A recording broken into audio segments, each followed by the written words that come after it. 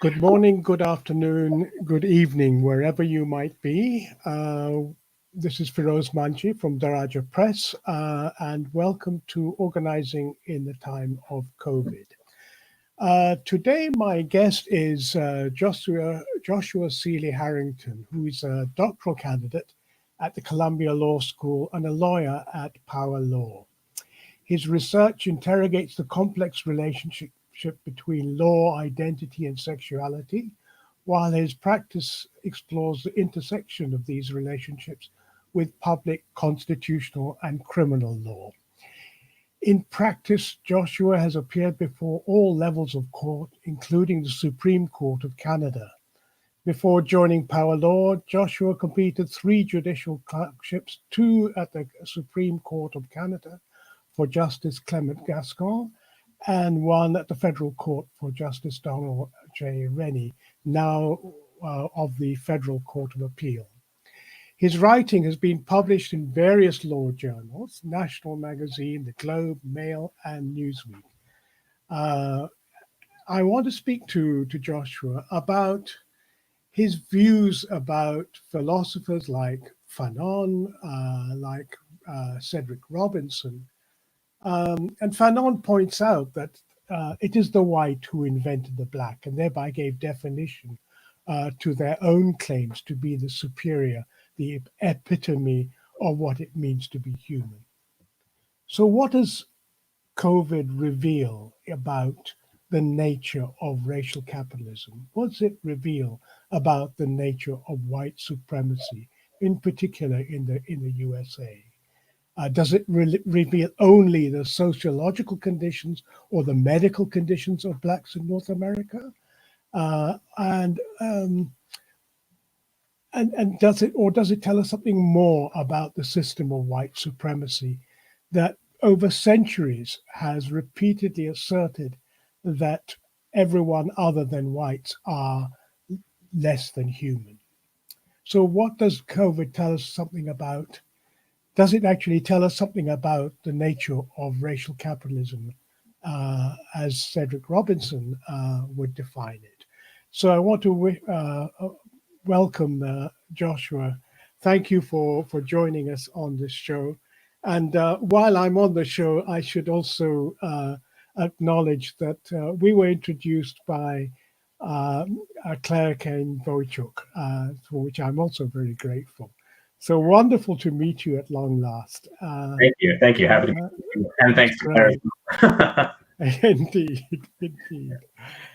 Joshua, so I mean, let's start right at this moment. Mm-hmm. Lots of people are saying that what one of the things that COVID is doing is not so much as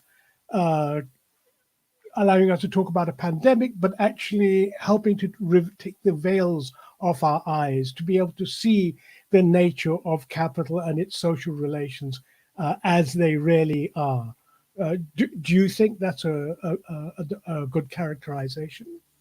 Yeah, I think that I think it's critical to conceptualize the racial disparities that we're seeing with respect to COVID-19, not as specifically generating racial disparities, but more so revealing extant racial disparities that are the consequence of a extended social, political, economic, and specifically race-based legacy within North America.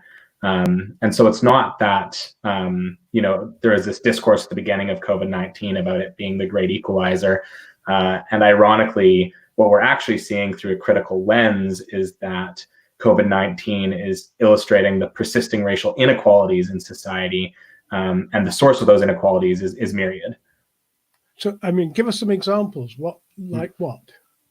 So there's a number of ways in which racism has inflected through the discourse around COVID-19. So the most obvious example is from a public health standpoint. Emerging statistics throughout the United States are illustrating that its impact has been most significant within Black communities. And then that begs the question as to why a virus which hasn't had any demonstrated specifically race-based distinction in transmission is nevertheless having a disparate impact.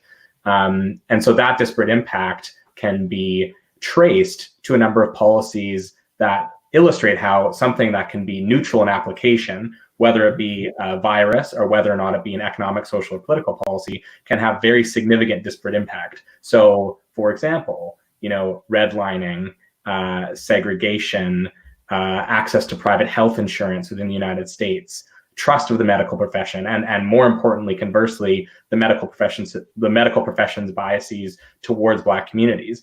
All of these things are operating in tandem and are contributing to the disparate impact that COVID-19 is having on racial minorities and specifically on Black people.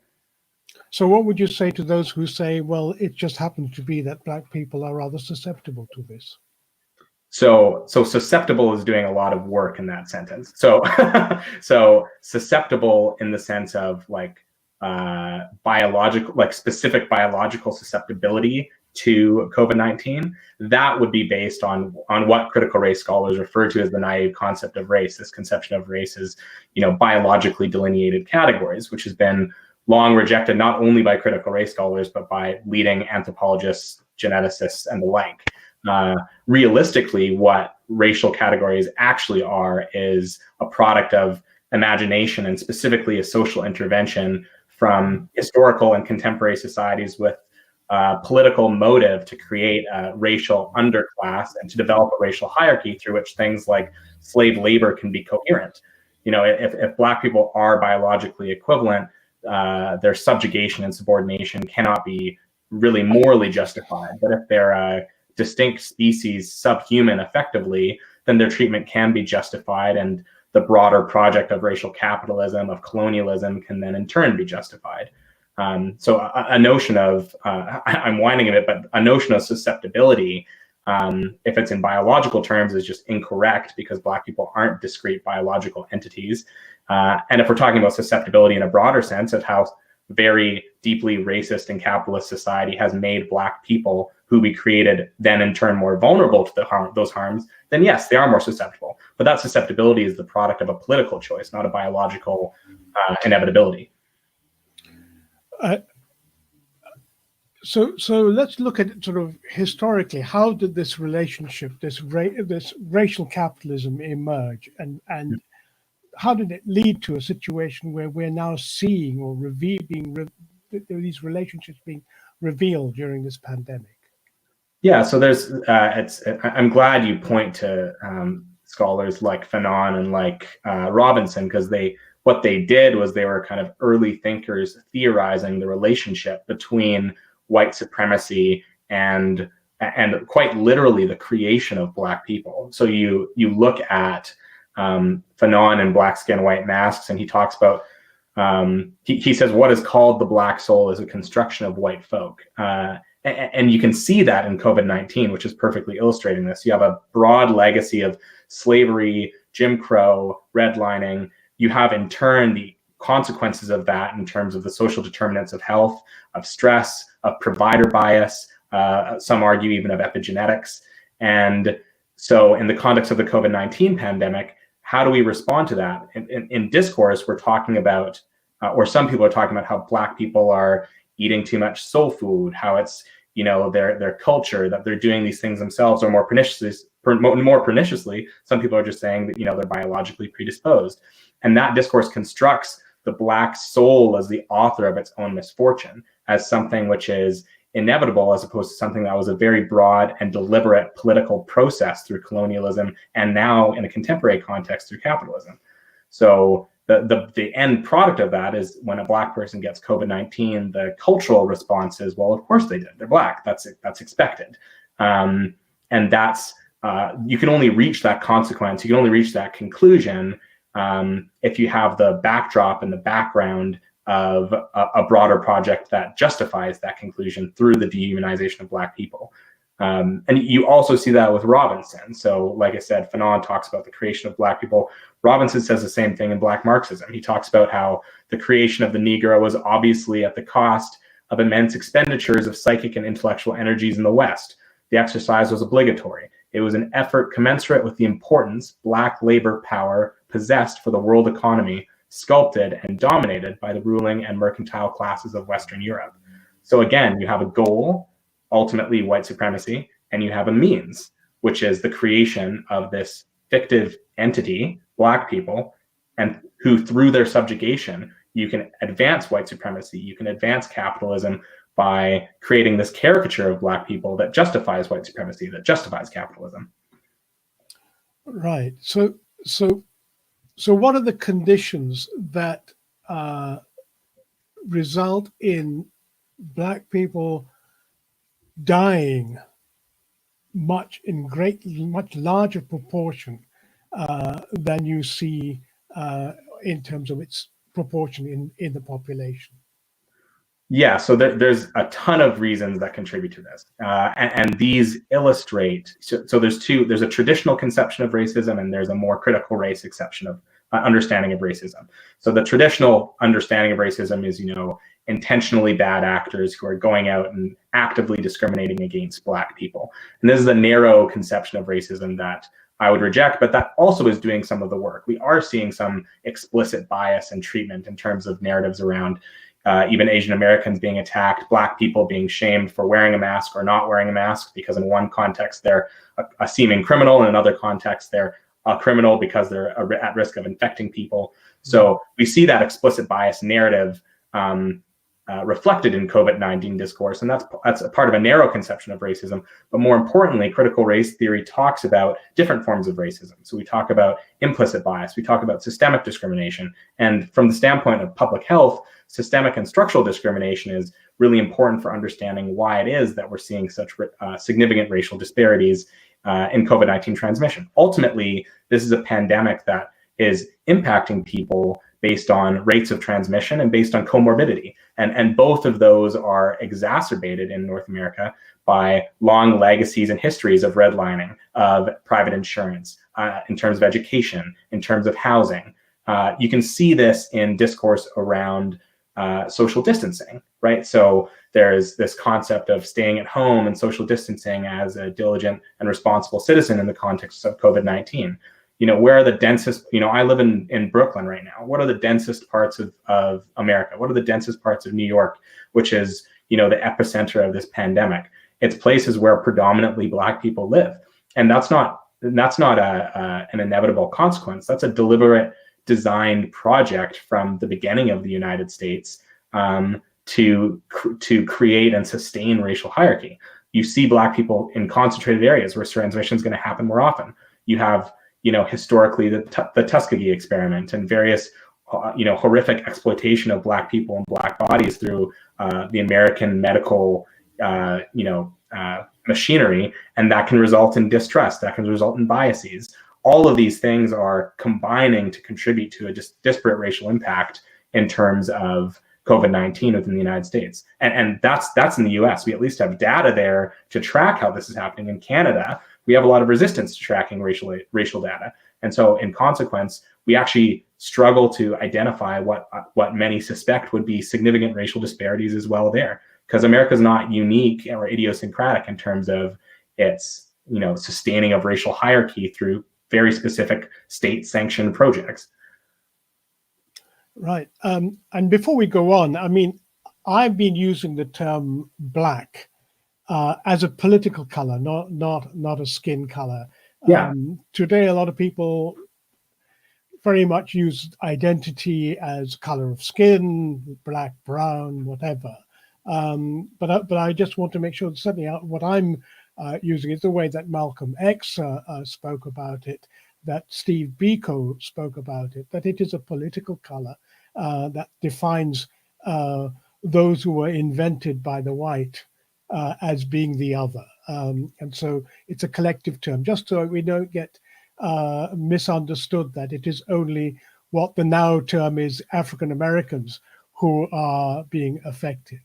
No, of course. And I think what's important to recognize is that we discuss Black in terms of social construction precisely because that's what it is. And the reason we know that, racial identity is socially constructed, you can see that throughout history and now, when we can pretend that race is biological, and then you can go back through history at the trials through which racial identity was confirmed in the United States when, racial apartheid still existed and when one's race dictated a majority of their legal rights. those trials were a fiction. They were theater, right? And like across states had different rules. Some were preponderance of blood, which is not a scientific measurement. Some were majority of blood. Some were the one drop rule. In South Africa, they had tests based on whether or not a pencil could stay in your hair. In the United States, when Barack Obama was elected president, people questioned the extent to which he's like really black, because he's a well-educated person who comes from a background that people don't culturally associate with blackness. So you can see the fluidity of racial identification and racial construction in context when you actually distill situations in which people are negotiating the actual racial identity at the boundaries. And it's there that you can see this is obviously a fluid concept. This is obviously not clear. And its lack of clarity is what obfuscates its relationship with white supremacy, right? Like, it's no surprise that a majority of the tests within the United States that placed racial identity ensured that when masters raped their slaves, the offspring of that rape were also slaves. Because ultimately, through the lens of racial capitalism, how we created racial identity was a broader political system through which white supremacy could be perpetuated and sustained through things like chattel slavery, and now through things like capitalism. And in the US, as in many other Western countries, more capitalist countries, is that there is a division of labor that puts Black people at greater risk to infection. One looks at who are the essential workers today, and who are defined today only recently. They're defined as essential. Who are they, and what are they doing that puts them at greater risk? Yeah, absolutely, and that's where I want to be clear in my position that race and class do a lot of work together. They're not coterminous. Especially in the context of public health, there's plenty of literature on how maternal mortality rates for Black women are just as high even across income thresholds. So it's not that race and class are doing identical work, but yes, there's a lot of work. There's a lot of contexts in which they are feeding into one another. And one of them is in the context of pandemic, when certain services are cut off or can easily work from home, and other services have to continue. Every day I go to the grocery store in Flatbush, and like a majority of people who are working there are Black. And a lot of the shoppers are Black too, in part because of where I live, but also because a wealthier white population is ordering in, is doing Uber Eats. So there's a lot of ways in which race and class are doing work together to change the risk of exposure. And so it's only at population level moments that certain racial disparities can be identified. A pandemic sweeps across the nation, and you see very significant disparities along lines of race. And that's because, not any one Black individual or any one white individual has a dramatically different likelihood of getting the virus, but you do see along population patterns that there are very significant disparities. And those disparities are, like you said, in part because of who does what jobs, because of where people live. If you live in public housing, your ability to socially distance is very different. Every day when you have to, do your laundry, you have to leave and go to the laundromat. If you live in a beautiful 3-story brownstone with in-suite laundry, you're never going outside ever. And so the ability for different communities and individuals to respond and to mitigate risk in the context of COVID-19 is drastically different. So could you say something more about the rate of incarceration in the US, which has the highest population of prisoners in the world? Yeah, no, I mean, the United States, and that's so. Like, there's two ways that I can come at the issue of incarceration in COVID-19. One is that from the standpoint of what we've been talking about more broadly in terms of the very deliberate political project of white supremacy within the United States, if you look at the severity of sentencing for different, even specific drugs, entirely divorced from harm, but related to their use and their use within specific racialized communities, you see how white supremacy was, by design, a project through which more Black people have been incarcerated. But and that is in itself a product of white supremacy and racial capitalism, literally in the United States, where there are prisons for profit. But the other angle with incarceration and COVID-19 is this idea, and we're seeing it in Canada too, of widespread infection within prisons. There are few people with less ability to mitigate and to socially distance than people who are literally incarcerated in spaces that cannot allow for the social distancing that is otherwise required by regulation. It's the same issue with homeless people across North America who are trying to, who I think also would like to socially distance, but who literally cannot. They cannot stay at home because they don't have a home. So it's there are certain communities, when you look at these broader regulations that respond to the pandemic, who are obviously it's more difficult for them to avoid the pandemic, or literally impossible. And that's why you see the pandemic sweeping through prisons. That's why Defense Counsel across North America has been seeking the widespread removal of people from incarceration because they're at such significant risk for infection. And at that point, it's literally state caused because there's nothing else that these individuals could do. And I think it's also fair to point out that where there is some form of incarceration, take, for example, the elderly in homes. It's happened here in Canada, it's true in the US, it's happening in the UK and a number of other places, that people who are locked up in that way are in one institution, have a very high probability of dying from A, of being infected, and B, because they're aged, because their immune responses are not as what they used to be, will die. So what I find interesting about capitalism, about COVID, is that it's revealing social relations, not just about racism, but about the underlying inequalities of a society that, in a sense, finds certain populations dispensable. Yeah, well, and so I mean, there's two things I want to say about that. First of all, for a long time in public health discourse, there's been an emphasis on the social determinants of health, and that's precisely because there's very expansive literature indicating how the one of the best ways to predict health outcomes and health consequences and comorbidity is by looking at education and geography and gender and race, all these different, and age, like you said, these are different vectors of identity that do a lot of work in the context of public health in terms of predicting what's going on and what's happening. And that's because the lives that we live and the health that we have is so significantly tied up with, are so significantly tied up with each other, and so COVID-19 is, it's like a sponge. Like the water was already there, but COVID-19 is this acute stress that is squeezing it out and showing us that it's there. It's no surprise that there's racial disparities in public health. We've known that forever. COVID-19 is just shining a gigantic spotlight on it.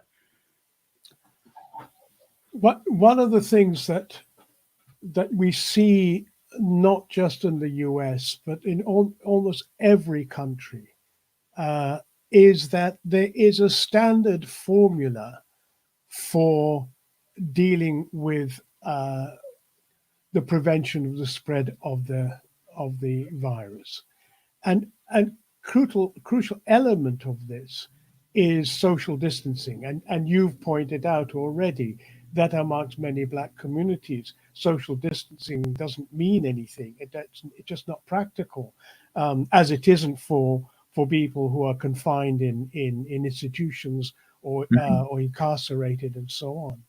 But the problem is okay. So what kind of policy is needed? What's the alternative to social distancing? Because if it's not appropriate for the vast majority of the world's population, what needs to be done? What should we be thinking about? Yeah, so there's two things. There's the reaction. There's reactive responses and there's proactive responses. So the first thing I'll say is, if we wanted to handle a pandemic better with the knowledge of the significant economic, social, and political disparity that exists across the United States, then we would have a fundamentally different economic, social, and political system so that it can actually respond to the pandemic.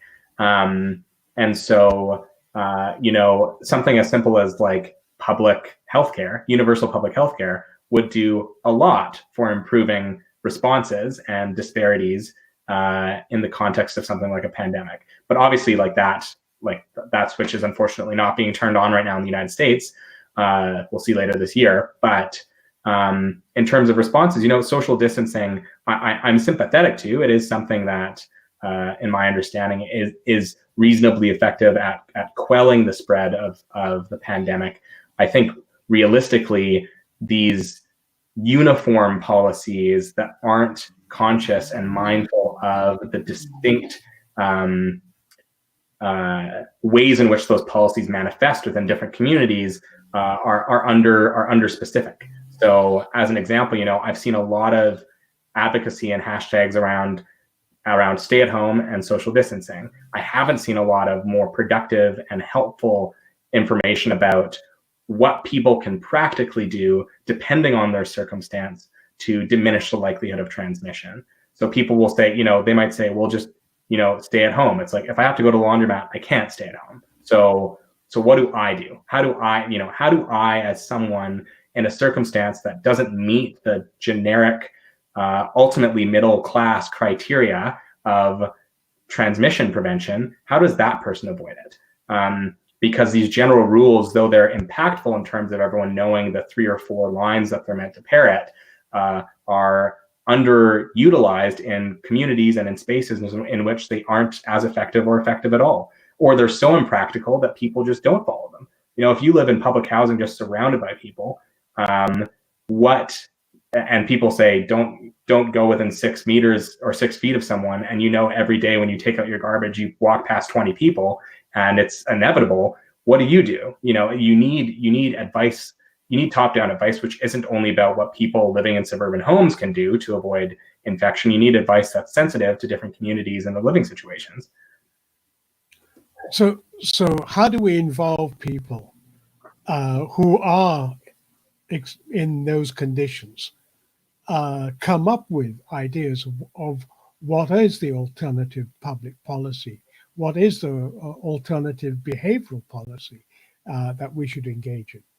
I feel like it has to be more of a dialogue. I think that ultimately you need consultation. It can't be rule-based, it has to be objective-based. So if the body responsible for quelling COVID-19 says we need fewer transmissions, they need to consult with different communities to say, what is your situation? And this is also, by the way, this is all reactive. Like the proactive is just, we have much better social welfare net so that we don't have to deal with this in the same way. But absent that, then you need a dialogue between different communities and public health bodies to say, okay, you can't just stay at home because you don't have a home. You can't socially distance because you live in public housing surrounded by tons of other people.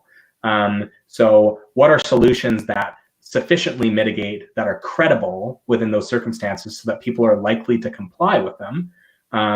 And one other thing that's critical that I want to add to this is, how do we enforce this? There's a recent order from Como and New York about enforcing mask wearing. And one take is, if someone's not wearing a mask, you give them a ticket. Like, that doesn't help. If someone's not wearing a mask, you incarcerate them. That doesn't help. Maybe just give them a mask. There's different responses.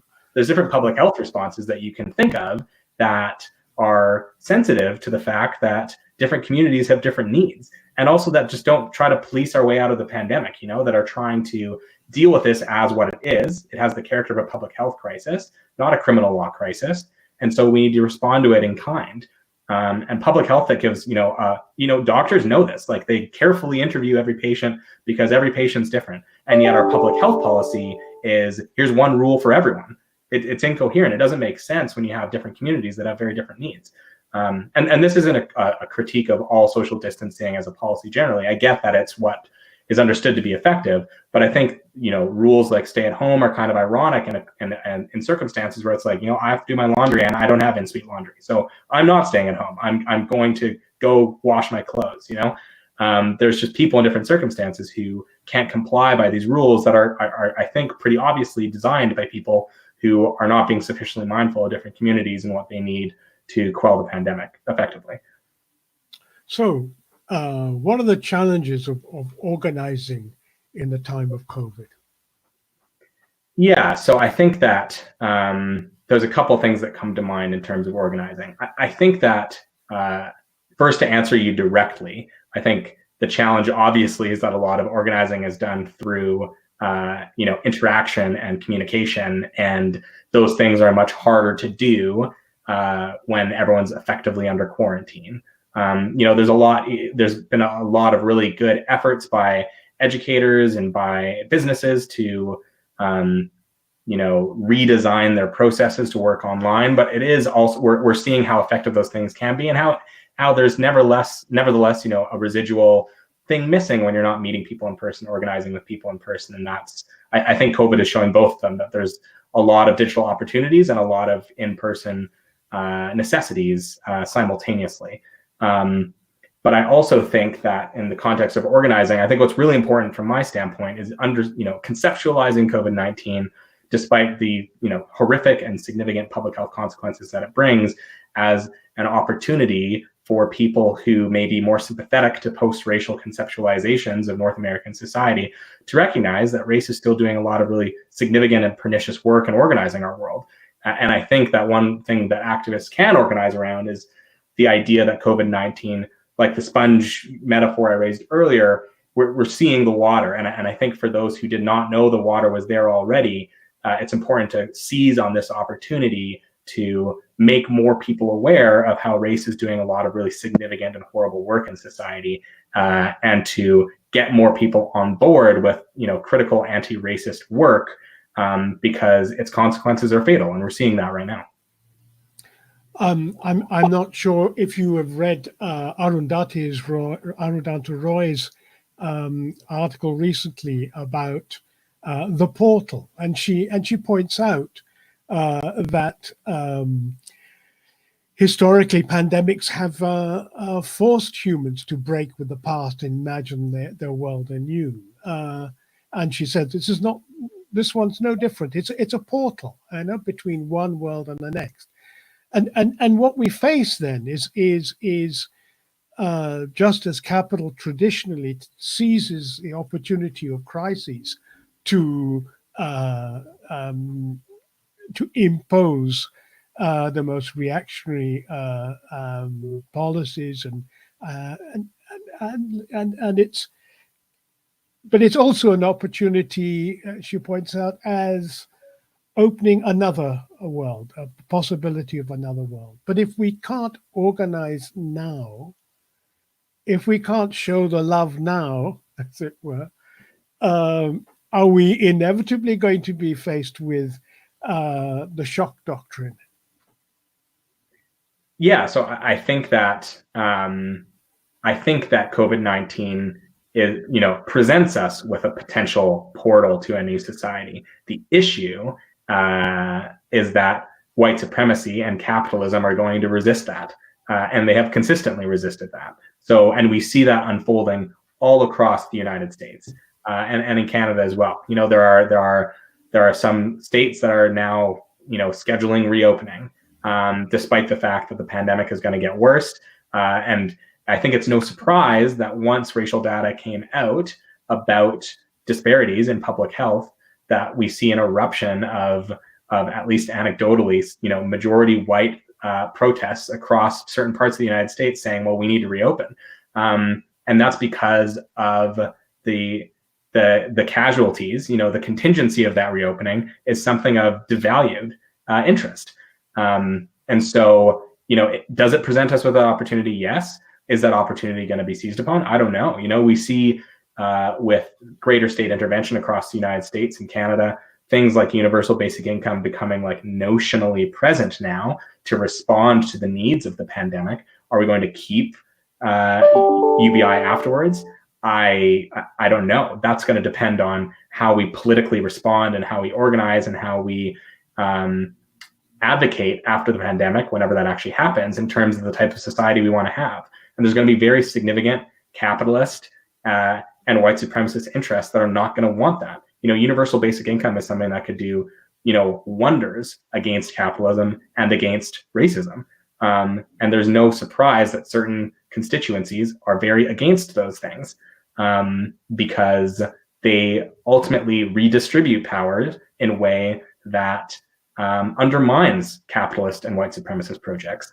And so the portal's there, but there's very significant constituencies and interests who are not going to want to see it there. It's no surprise that of all places, the mayor of Las Vegas is looking to reopen. Like the bastion of capitalism is saying, well, like some people can die, it's fine, because we need people in casinos, of all places. So I think that we're seeing the tension and the stress between, morality and justice and public health and capitalism and racism, and they are working at significant odds right now across this country, and that's resulting in a lot of, protest and political disagreement that ultimately relates to fundamentally to the society that people want to see, and that fundamentally relates to the society people want to live in. But you give yourself away by using the word after. Is there an after? Because if we wait for the after, we've already lost the battle, have we not? It seems to me that, for example, Ruthie Gilmore has been arguing for the abolition of incarceration, just full stop. That call has been taken up recently by the Middle East and North African Alliance of Socialists, and they too are pushing that this has to be on a global level. There are relatively few other demands that seem to be made. I mean, one that occurs to me, but I don't hear people saying anything about it, is that one of the reasons why PPE is not available, why ventilators and all these other equipment that are required because they cost a fortune. And the reason they cost a fortune is that the people play the stock market. It's the casino, and quite frankly, should we not be calling for the closure of the casinos, because that is causing harm? I mean, the price of our food, the price of everything is going up. Should we not be calling for that? Yeah, no, and to clarify, it's not that I think that this advocacy should only be happening after the pandemic. I agree that now is an opportune time to do that. The main point I wanted to get across is that organizing can be difficult during the pandemic because of restrictions on people, and because of we're seeing across Canada, the United States, there's people are stuck in their homes. There's increases in domestic violence. There's increases in like people's productivity is down because it's harder to get things done with this lack of mobility and this lack of freedom, and I get that. But no, I completely agree that this is an opportune moment and is a critical moment to be engaging in broader discussion about like significant structural change, and things like decarceration, things like universal public health, I think are illustrating the extent to which, no matter how perceived to be successful American society is, it's in many ways fundamentally broken and a failure. When you have what you think to be, or what is just empirically the wealthiest society in the world, perhaps handling this pandemic worse than almost any other part of the world, you're illustrating the fragility of capitalism. You're illustrating the extent to which how we've conceptualized merit and success under the American model is fundamentally incapable of doing the basic good of keeping citizens happy and safe and healthy. And we knew that already, or many people knew that already, but the pandemic is showing how significant that is. And so I agree, now's the time to start broaching these conversations about, I mean, from my standpoint as a progressive scholar, things that are just obviously make for a better society. Like, we should have UBI, we should have universal public health care, we should have, dramatically more socialized education, health, social welfare net, like all of that should be improved. And I thought it should be improved before the pandemic, but during the pandemic is as good a time as any to illustrate the dire consequences of not having those social structures in place. Joan Couric, who's an organizer around mining in Canada, we spoke with her this morning. And one of the things she pointed out is that, people at my age, people of our age, we are used to the traditional methods of organizing, go on the streets, call meetings and so on and so forth. But we don't know what we should be doing in a situation where we can't do that. Mm-hmm. And so she says, it has to be that next generation which has to provide that possibility, imagination. So just to put you on the spot, I think you're younger than me, just. So what have you got to say? So what are your suggestions? Yeah, I think I've seen that there is, in this moment, there has also been some innovation in terms of engagement. So, and a couple of things come to mind immediately. Like I was saying, this Zoom environment is working positively and negatively in different ways, but it certainly begs for reimagination in terms of who we're connected with and who we can coordinate with. So one example is that as a doctoral student at Columbia Law School, there's a professor at the University of Toronto, Brenna Kosman, who's been organizing meetings amongst like-minded scholars to discuss their research. And we could have done that before the pandemic, but now that everyone's home and kind of wondering what to do, we have this organization of people from I think 4 different countries all zooming in once a week to discuss their research on law and sexuality and on queer theory. And that's something we could have been doing before. And so that impetus for innovation is something very real. And I think the extent to which, it's harder to physically organize with those immediately around us, but it's actually easier from a motivational standpoint to organize with people who aren't that close to us. Like this conversation right now is an example of something which is, at least in part, motivated by the seeming restrictions that have been placed on us through COVID-19. And I think those restrictions can be reinterpreted and recast as liberating in some ways in terms of how we envision our world. I've been, and this doesn't relate to organizing politically, but I've been having video calls with friends and family across society much more frequently recently. And that's been motivated by seeming restrictions that we have, but it's also an opportunity to reimagine how we connect with people, how we communicate with people. And I think that has very significant political potential. When we don't think of who's on my street or in my neighborhood to organize with, when we think about who in the world can I call to organize with, who can I have a face-to-face meeting, when before it would be kind of awkward to do a video call, but right now it's kind of like it's the way people see other faces and interact with humans.